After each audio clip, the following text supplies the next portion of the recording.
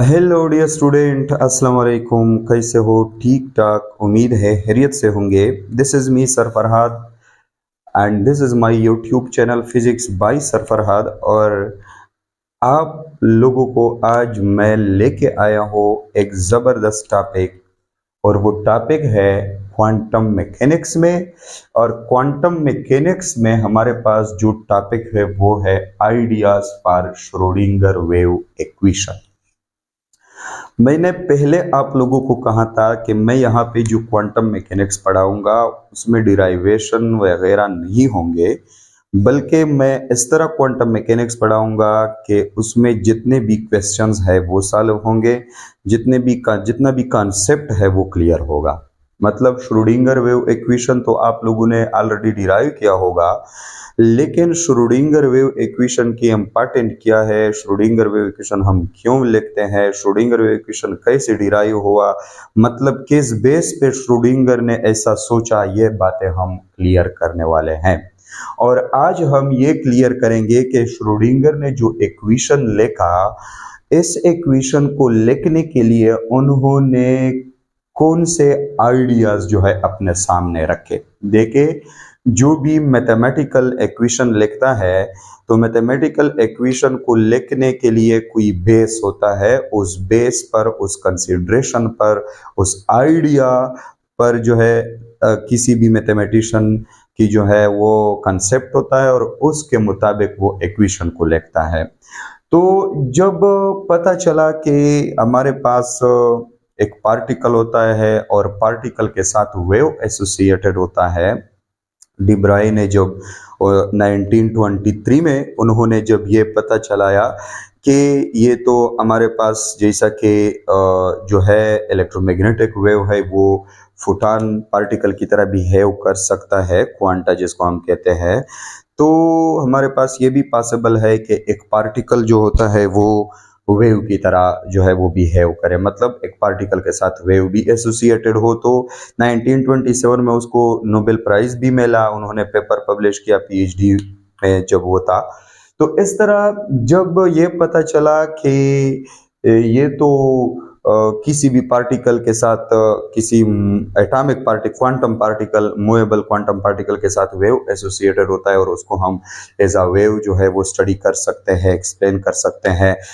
तो इसके बाद श्रोडिंगर जो था 1925 में उन्होंने, इसका एक और टीचर भी था, उन्होंने श्रोडिंगर से कहा कि अगर इस तरह है कि एक पार्टिकल वेव बिहेवियर रखता है तो ये तो हमें जो है इस पार्टिकल को डिस्क्राइब करने के लिए या इस पार्टिकल की वेव को डिस्क्राइब करने के लिए हमें किस चीज़ की ज़रूरत है, we need a mathematical formulas, mathematical tools, mathematical equation.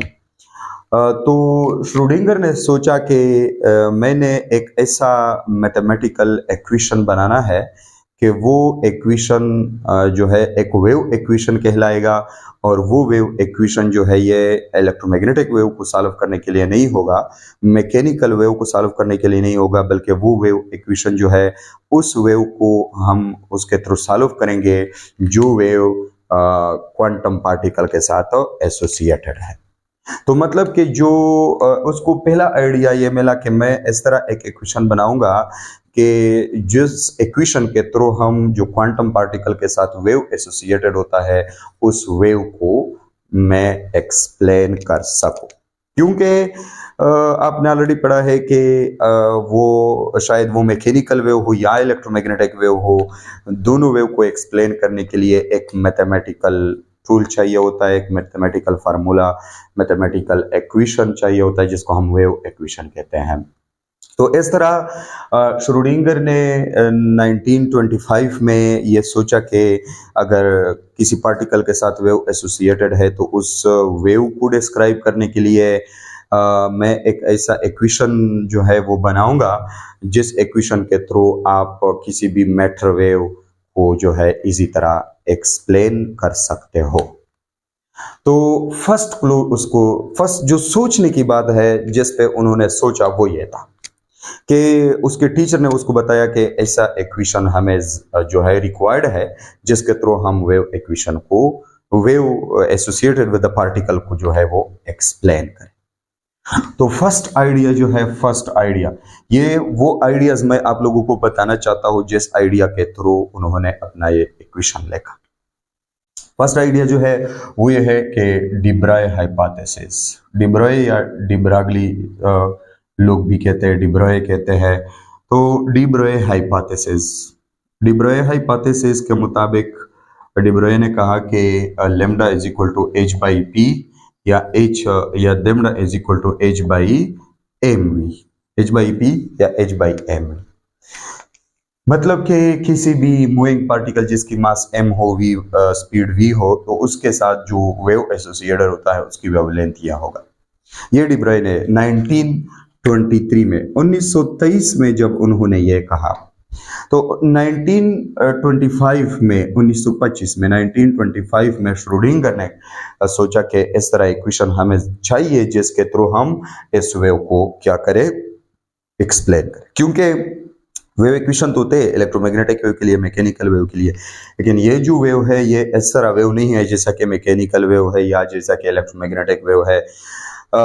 ये इस तरह वेव नहीं है जिसमें, जैसा कि इलेक्ट्रोमैग्नेटिक वेव में इलेक्ट्रिक और मैग्नेटिक फील्ड ऑसिलेट होते हैं, मैकेनिकल वेव में पार्टिकल जो मीडियम ऑफ द पार्टिकल जो होते हैं, मीडियम के जो पार्टिकल वो ऑसिलेट होते हैं। इस तरह यह मीटर वेव इस तरह वेव नहीं है कि इसमें कोई ऑसिलेट होता है। इस मीटर वेव के थ्रू हम प्रोबेबिलिटी डेंसिटी को फाइंड आउट करते हैं, मतलब ये प्रोबेबिलिटी वेव है। मतलब जहाँ पे इस वेव की एम्पलीट्यूड ज्यादा होगा वहाँ पे probability of finding the particle जो है वो ज्यादा होगा। तो इस तरह ये वेव जो है बिल्कुल न्यू टाइप ऑफ वेव है। ये इस वेव का इलेक्ट्रोमैग्नेटिक या मैकेनिकल वेव के साथ कोई रिलेशन नहीं है। तो अगर ये न्यू टाइप ऑफ वेव है तो इसके लिए न्यू वेव इक्वेशन हमें रिक्वायर्ड था। तो इस तरह श्रोडिंगर ने यह सोचा कि हमें एक इक्वेशन रिक्वायर्ड है। ओके, सेकंड उन्होंने कहा कि मैं जो इक्वेशन लिखूंगा या जो इक्वेशन मैं बनाऊंगा उस इक्वेशन में क्या होगा, उस इक्वेशन में total energy of the quantum particle ये होगा।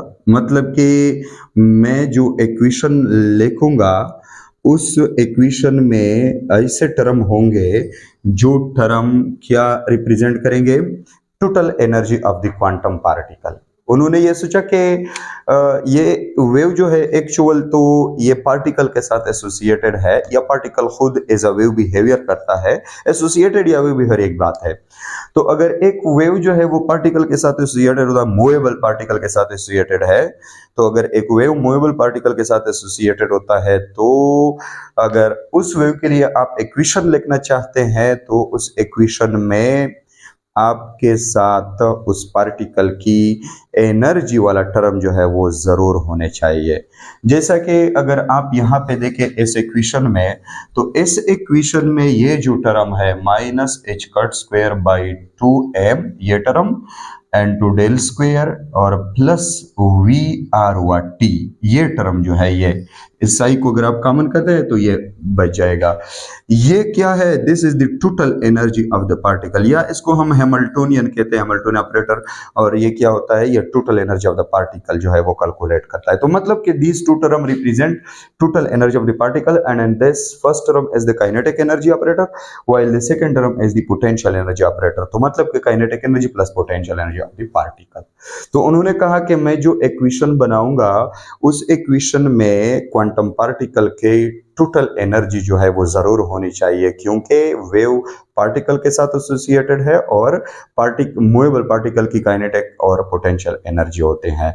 तो मतलब ये हुआ कि मेरे इक्वेशन में काइनेटिक और पोटेंशियल एनर्जी जरूर होने चाहिए। तो इस तरह यहाँ पे आजकल जो आप देखते हैं, मतलब उन्होंने जो इक्वेशन बनाया उसमें ये वाला टर्म और ये वाला टर्म, ये क्या है, ये total represent the kinetic and potential energy of the movable quantum particle. तो सेकंड आइडिया जो उसको मिला वो ये था कि मैं जो इक्वेशन लिखूंगा, ये आइडिया जो मैं आप लोगों को एक्सप्लेन कर रहा हूं, ये आइडिया उन्होंने पहले जो है सोचे थे अपने इक्वेशन को लिखने से पहले। मतलब उन्होंने ये इक्वेशन नहीं लिखा था कि वो पहले इस इन आइडियाज के बारे में सोचता था कि मुझे जो है क्या कुछ लिखना है और किस चीज की जरूरत है और किस चीज की जरूरत नहीं है। तो फर्स्ट ऑफ ऑल उन्होंने कहा कि मैंने एक वेव इक्वेशन बनाना है, क्योंकि डी ब्राय के मुताबिक पार्टिकल के साथ वेव है, तो अगर वेव है उसको एक्सप्लेन करने के लिए एक वेव इक्वेशन चाहिए। दूसरा ये कि ये वेव जो है ये तो क्वांटम पार्टिकल के साथ एसोसिएटेड है, तो मींस कि उस पार्टिकल की काइनेटिक एनर्जी और पोटेंशियल एनर्जी दोनों मेरे इक्वेशन में होने चाहिए। तो इस तरह उन्होंने ये दो टर्म जो है अपने इक्वेशन में शामिल किए। तीसरा जो आइडिया था, तीसरा idea, this is main important point. तीसरा आइडिया इंतहाई इंपॉर्टेंट पॉइंट है और किसी को भी नहीं आता ये पॉइंट। ये पॉइंट किसी को भी नहीं आता है जो मैं आज आप लोगों को लेकर रहा हूं। This point is very conceptual point. और वो कौन सा है? उन्होंने कहा था कि जो मैं इक्वेशन बनाऊंगा वो कौन सा इक्वेशन होगा? Linear equation. Linear equation, linear equation होना चाहिए।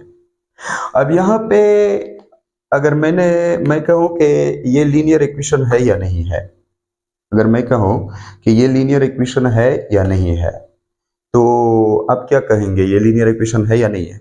आपको कैसे पता चलेगा कि दिस इज लीनियर इक्वेशन और नॉट? फर्स्ट क्वेश्चन ये है, और मैं आप लोगों को ये जो क्वेश्चन है ये अगले लेक्चर में आप लोगों को मैं क्लियर करता हूं। तो उन्होंने कहा कि मेरा इक्वेशन लीनियर इक्वेशन होना चाहिए, लेकिन क्वेश्चन ये बनता है कि सर उन्होंने क्यों ऐसे सोचा कि मेरा इक्वेशन लीनियर इक्वेशन होना चाहिए? क्योंकि अगर आपने पढ़ा है लीनियर सुपरपोजिशन प्रिंसिपल, आपने ये तो पढ़ा होगा वेव चैप्टर में, लीनियर सुपरपोजिशन प्रिंसिपल। तो लीनियर सुपरपोजिशन प्रिंसिपल को अगर आप देखें तो उन्होंने ये कह रहा है कि जो नेट डिस्प्लेसमेंट होता है ये y1 plus y2 plus y3 and plus dot dot के बराबर है। This is linear superposition principle. तो चूंकि वेव जो होता है ये एक लीनियर सुपरपोजिशन प्रिंसिपल को ओबे करता है, तो उन्होंने कहा कि उन्होंने ये सोचा कि मैं जो इक्वेशन बनाऊंगा वो भी लीनियर होना चाहिए। क्योंकि वेव में ये लीनियर वाला प्रॉपर्टी है, तो मेरे इक्वेशन में भी लीनियर वाला प्रॉपर्टी होना चाहिए। So this is the another main ideas before writing his equation. Number 4 equation जो है ना, नंबर 4 आइडिया, उन्होंने ये कहा कि मैं जो सोचा कि मैं जो इक्वेशन लिखूंगा वो इक्वेशन कौन सा इक्वेशन होगा? Differential equation. डिफरेंशियल इक्वेशन होगा।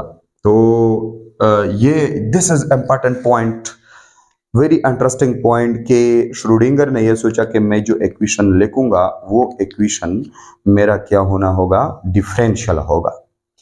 अब उन्होंने ये क्यों सोचा कि मेरा इक्वेशन डिफरेंशियल होना चाहिए? नंबर 1, उन्होंने ये क्यों सोचा कि मेरा डिफरेंशियल इक्वेशन होना चाहिए?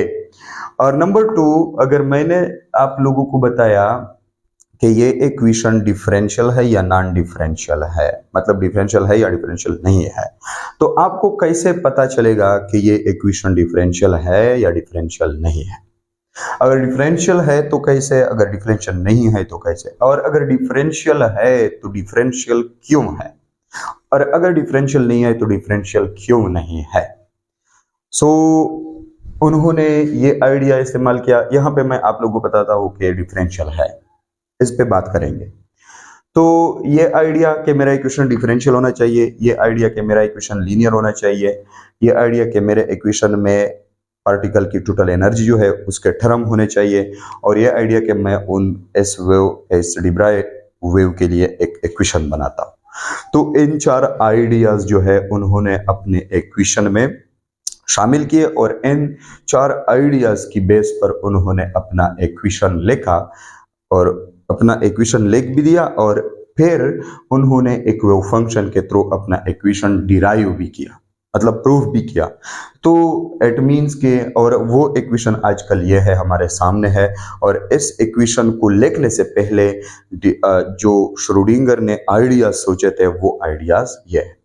अब हम आएंगे कि श्रोडिंगर इक्वेशन लीनियर है या नहीं है, श्रोडिंगर इक्वेशन डिफरेंशियल है या नहीं है, और इनके बारे में जो क्वेश्चन बनते हैं, इन क्वेश्चन को हम क्लियर करेंगे। हमारे साथ रहिए और इन क्वेश्चन को क्लियर करें। Okay, thank you.